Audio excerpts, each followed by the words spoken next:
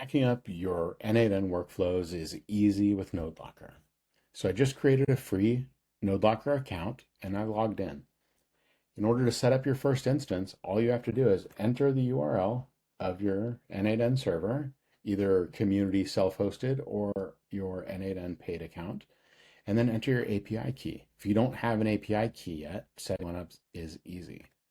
Go to your server, click on the gear, go to the n8n API, and create your API key. I'm going to name this one NodeLocker. And I'm going to set the expiration to not expire and leave the scopes as they are. I'll hit save, and that's going to generate my key. I'm going to copy the key. Don't worry, this is a throwaway. I'm going to delete it, but never share your key. Then you're going to come over here, paste it in, and click connect.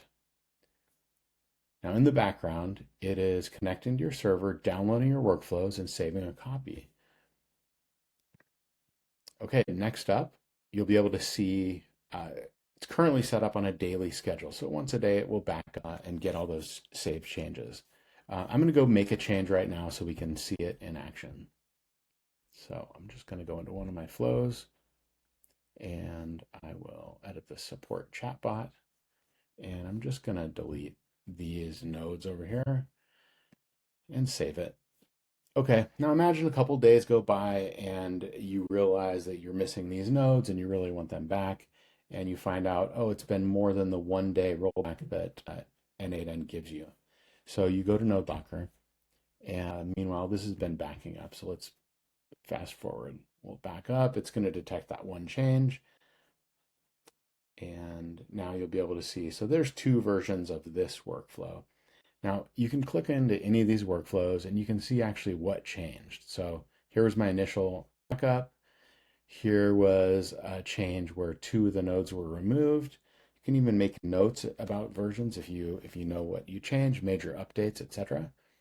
And then once you get onto a version, let's say you want to do something with it, you can either view it, download the JSON directly, copy it to your clipboard if you want, or my favorite button is this restore button. Click this, and you can either save it as a new workflow or overwrite the current. I'll just save it as a new one.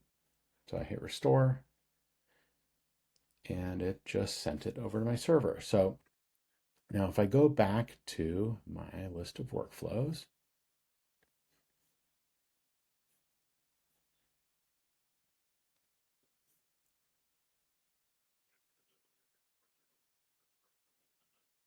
you'll see I have a new workflow here. This is my NodeLocker restored version, and my missing nodes are right back there. So anyway, we quickly recovered from a disaster and averted a crisis. Anyway, I hope you come take a look at NodeLocker, check it out, and please play with it. Any feedback you have, click this little guy over here and leave me your feedback. I appreciate it. Thank you much.